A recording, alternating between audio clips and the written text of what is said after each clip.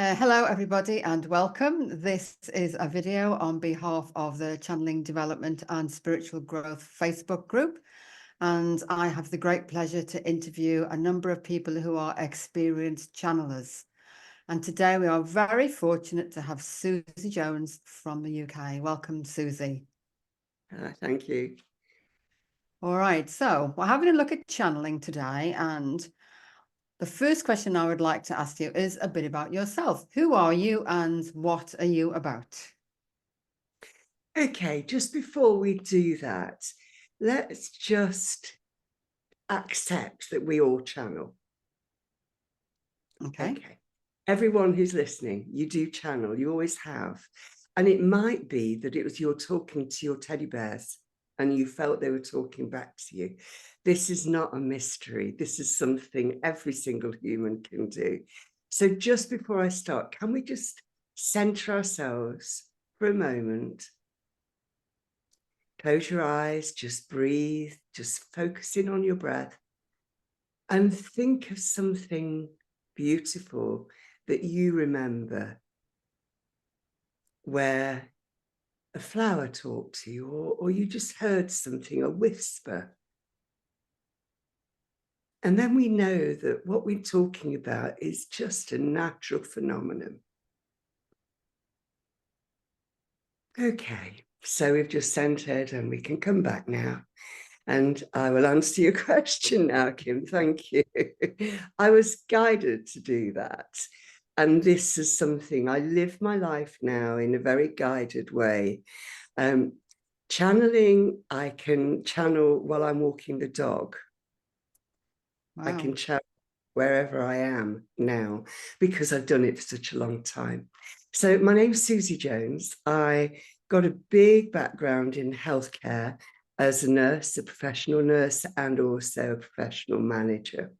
And I ran hospitals, and these were psychiatric hospitals, forensic hospitals, a variety of different care environments. I think if I was a stick of rock, I don't know if you have rock in New Zealand, but in England we have this candy that has got words written inside. And most seaside resorts have their words written inside these candy called rock. And if you cut me in half, it would say social inclusion. And I really love people. And I've worked with the most disenfranchised group of people that you could find. And I just love working with people and empowering people. Channeling, wow. You know, we've talked already about the fact we always do it, but in my professional world, people talked about hearing voices. And it makes you question whether you're going mad when you start hearing voices. And the truth is that the voices that somebody with a major mental illness hears are not kind words. They're nasty words. They are intrusive. They make you do and say things that aren't real. That is the difference between madness and channeling, hearing voices. Hearing the voice of God, hearing the voice of spirit, talking to your dog and feeling you can understand your dog is very different than psychosis.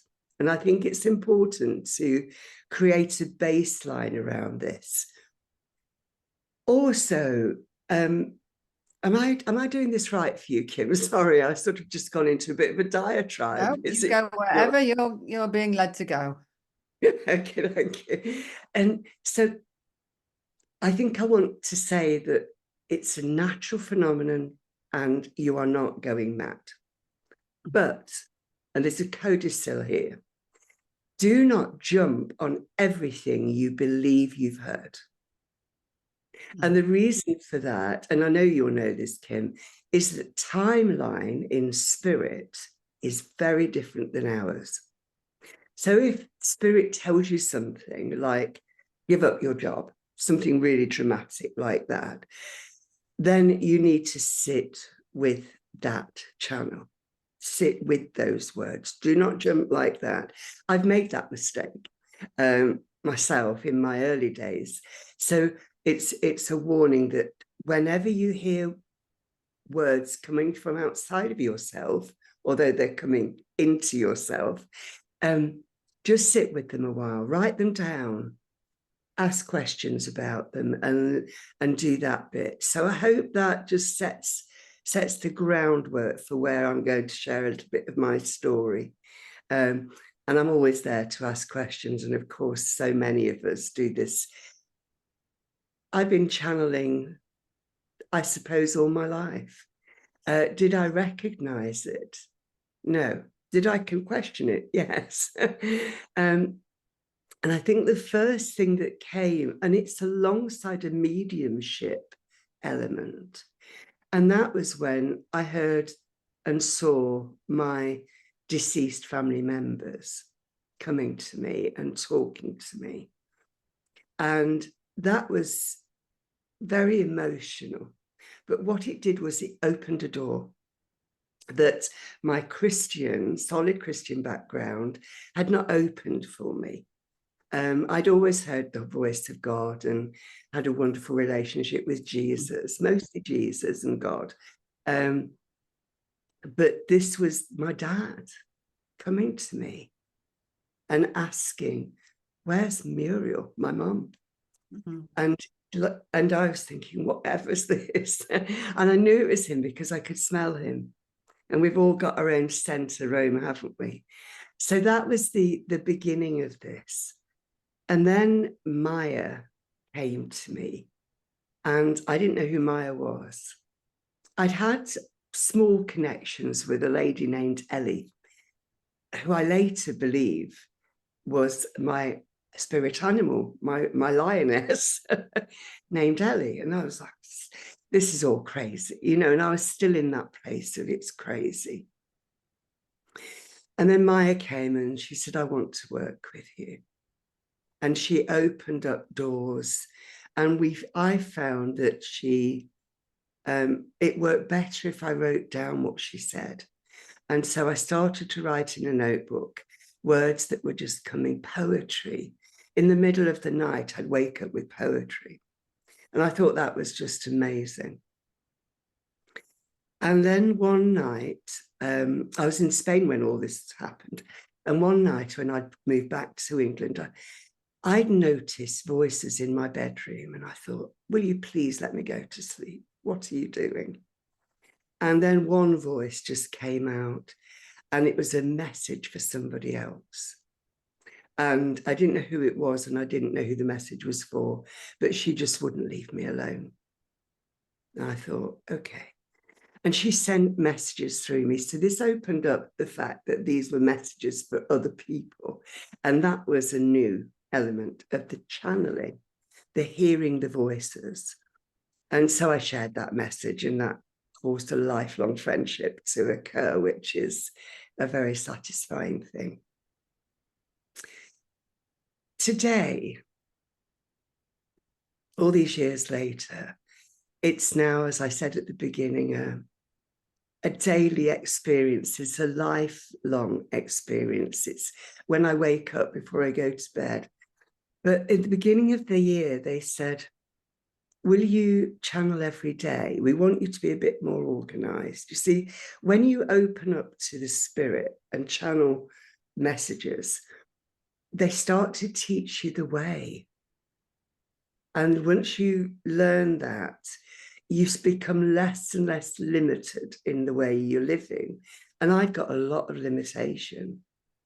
And so when you allow this connection, that deep connection with spirit, to talk with you, through you, for yourself and for others, then they start to help you move into a more limitless way of being. And they said, you're not the most organized person, and you're not the most routine person. And they're blunt, which is good. And so I agreed. So they said, will you write every day? Every day, and post it on Facebook. It doesn't matter if anybody ever sees it. It doesn't matter if it does or says or means anything to anybody else. But will you do this and I don't know why in the long run what it's all about, but will you do this for your own routine? And so that's what I do now. And that's been amazing, Kim. You know, the words come through and it's like, where did that come from? Yeah. I don't know. I don't know if you're the same, Kim. When you first started, you really questioned everything that was coming into your head. Of course, I was making it up. Yes. Am I making this up? Yeah. And so I think what this sort of daily channel does is really question whether I've made it up. But what I've also discovered is that sometimes if something's influenced me, it might be a film, a conversation, it could be anything. I find that that information, that word that links me into the channel, like today was openness. And, you know, I just don't know why openness came out. Where did that come from? And what was that all about? And the call today was to pull down your fences. Now, is this a metaphor or does it literally mean take those fences away? Because in the United Kingdom, all of our houses have 6 foot high fences around them, whereas 100 years ago, there were no fences. And so it could be a metaphor or it could be a literal request to open up our homes again. Because in the United Kingdom, we've become very TV oriented and very self-contained. And I think it's saying in order to live in the spiritual way, the new earth, we have to be more collaborative. So I don't know what exactly these messages will mean. But I do know that there are many ways to channel us there are human beings on this planet. So your way is right. Yes. And I think that's a really comforting thing, isn't it? That it doesn't have to be my way. It doesn't have to be anybody's way. It's your way. But always use discernment. Use discernment. And don't jump. Cost me a few £1,000s my jumping, so it's a little bit, yeah. So do just be cautious around it. Yeah. So what kind of channeling, apart from your daily channeling, do you do? Well, I wrote a book with the goddess Isis. That was fun.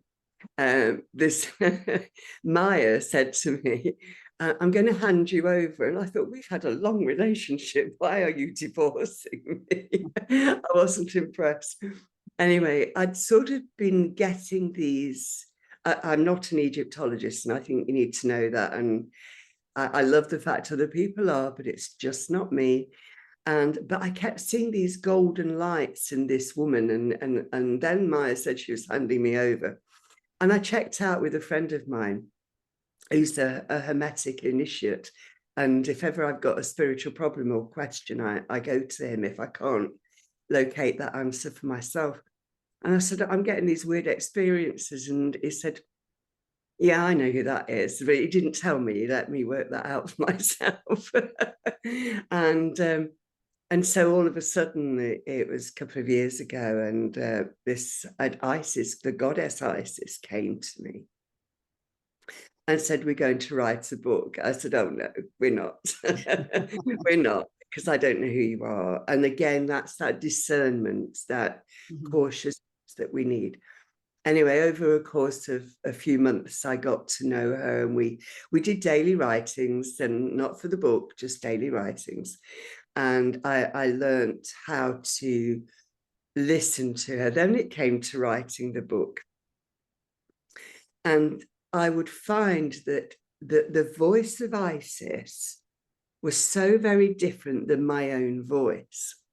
And I start to see in the way that it was coming, I type as the words come through. And I started to see when my voice was sneaking in. And I actually deleted thousands of words because I thought I contaminated it. Wow. Now the book is not in the best English, and the book isn't necessarily perfect, but it's a channeled book. And that, for me, felt okay. If it was my own work, I'd probably have wanted it to be a little different, but it isn't. It's not my work. I'm just the vessel. And by knowing that my voice is in me, I know that I'm not a clean vessel. I'm just like a conduit for, but the conduit's not clean because I've got my own thoughts. So I have to now, and I really am careful now about knowing what is my voice or my limitation and what is the channel. And writing with Isis for a year really helped me find the difference. And I do think there'll be elements that where I will correct some English or put a little spin on it. And what I've found more lately is that I will add a codicil at the end of my channeled work with my thoughts in it. Because I think sometimes spirit doesn't understand what it's like to be human and can create a little confusion. So I put little codicils in with my SJ, my initials, which I think makes me feel that I'm part of it, but and able to put my two penneth in, really. Yes, that's true. And I think that's probably useful to let people know that sometimes the beings that you channel might not have lived on Earth for a while, or might not have lived on Earth, and don't necessarily understand how we work, and maybe being woken up at 4 o'clock in the morning isn't ideal for a human being, or they might talk about things that are not quite how we would do them as a human. So yes, it's all about training your guides, isn't it? And a bit of discernment as well. Yes, absolutely. I sort of am a little bit, I loved working with Isis, and she still pops in, and we are supposed to be writing another book, but but that's not happening at the moment. And she still pops in, but I don't feel that I channel an entity or a group specifically. There are, I don't know. Can I take on, have we got time just for me to take on a small journey of my mind? Okay. Yeah. Okay. So when I go into a deep state of meditation, and again, the more practiced you are at that, the quicker that can happen. And sometimes I feel like I fly through the universe, through dark channels sometimes, to a school. And I call it source, because heaven, whatever, words don't really matter. But this place where there are souls in school. And sometimes when I don't have a word, I just go there and I say, what would you like to share with us humans this time? And so sometimes it's a collective, and sometimes it's young people, and sometimes it's sage old people. And these people don't look all like we look, they can look quite different. And sometimes they're just like glowing figure entities. And so for me, it's like there's a whole crowd of knowledge that you can use. And when I'm healing, sometimes I get old surgeons, people that have lived on earth and doing jobs, and they come through me and they'll show me things or tell me things so that I can do some different sorts of work. And I'm a student artist, and now I'm just saying, can I have Picasso, or can somebody up there come and work through me? So you can have fun with this. I mean, this is like relationships. And if you're lonely, don't be. Get to know all these souls that have lived on earth who haven't, as you say. And you've got a whole crowd of friends, I tell you. They're great fun, aren't they? That's true. That's true. I once had, I was driving somewhere late at night, and a guide came and sat in the passenger seat, and I said, are you here to protect me? Because I'm a bit scared because it's nighttime. And he said, no, I've never been in a car. I just wanted to feel what it was like. Oh, yeah. My dad could with me. Yeah. I think that was one of my first sort of mediumship channeling elements, where I used to, when my daughter was very young, it's a long time ago, she's 46 now, and I used to drive home from a night shift. I'd been awake all day with her, awake all night, working as a nurse. And then driving home, and I never remembered how I got from getting in the car to getting home. And I always used to swear that my dad drove with me. He was still Oh, alive, but I still felt he drove with yes. me. And when he died, I often feel that if I'm anxious in the car, my dad jumps in, and I had quite a serious car accident when I went flying in a car, which I always wanted to do, but not like that. Nothing happened. It was fine. And my dad just sat with me in the car and he just shouted, "Get out." So Wow. I got out of the car and it was like he often is with me. So I think it's not mysterious. I think hopefully that is, people can feel, I can do this and you Yes. can. It's Yes. great. Yeah. Yeah. Just be in that energy of trust rather than the energy of doubt, and you'll get there a little bit quicker. Absolutely, yeah. And write things down and read them back. And then Mm. you'll start to understand whether you're interfering with what you're Yes. getting. True. Because we do, and we're humans, and we like to be in control, don't we? So yeah, so just keep playing with it and having fun. Oh, that's a good note to end on. Keep playing with it and have fun. Yeah, good. Well, thank you, Kim, for the opportunity to be here. Oh, well, no, thank you for sharing your wisdom. I'm sure we could actually talk for many an hour. You have so much to share.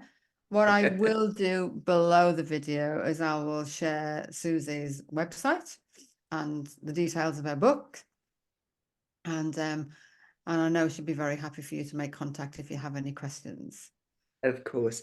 And if we can put the circle of light, it doesn't work with every time zone, but on the first Monday of every month at 6 p.m. London time, so you can work out whether you can work with that, we meet together. It's a free Zoom call session where we grow in spirit and love and faith. And whatever religious background you have or haven't got, or whatever beliefs you've got, are accepted within that group. It's a very warm and healing space and very gentle. Oh, that's So lovely. people would be so very welcome. And we do practice a bit of channeling Oh, as well. wonderful. Yeah, so if you want to, join in, you'd be more than welcome. It is an international group. It doesn't always work well for New Zealand, though, Kim, I No, don't it's think. at this time of the year, it'd be 5 o'clock in the morning. Yeah. Yeah, this is the problem with it. A bit early, yes. Thank you so much. Thank you, Susie. It's been wonderful. Thank you.